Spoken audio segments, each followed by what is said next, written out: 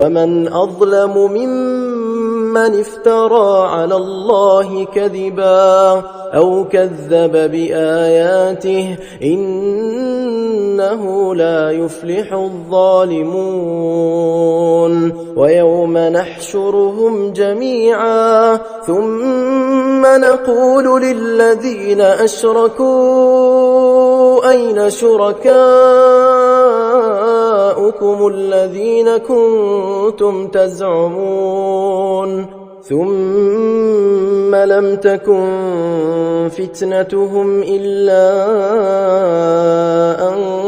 قالوا والله ربنا ما كنا مشركين انظر كيف كذبوا على أنفسهم وضل عنهم ما كانوا يفترون ومنهم من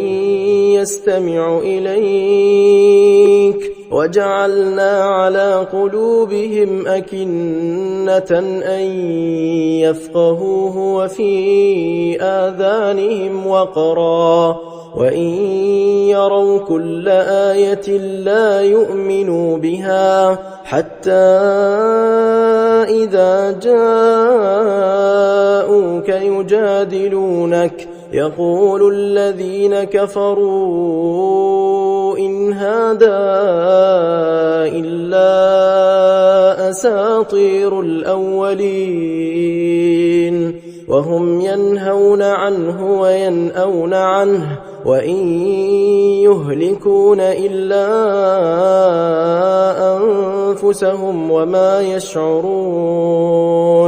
ولو ترى إذ وقفوا على النار فقالوا يا ليتنا نرد ولا نكذب بآيات ربنا ونكون من المؤمنين بل بدا لهم ما كانوا يخفون من قبل ولو ردوا لعادوا لما نهوا عنه وإنهم لكاذبون وقالوا إن هي إلا حياتنا الدنيا وما نحن بمبعوثين ولو ترى إذ وقفوا على ربهم قال أليس هذا بالحق قالوا بلى وربنا قال فذوقوا العذاب بما كنتم تكفرون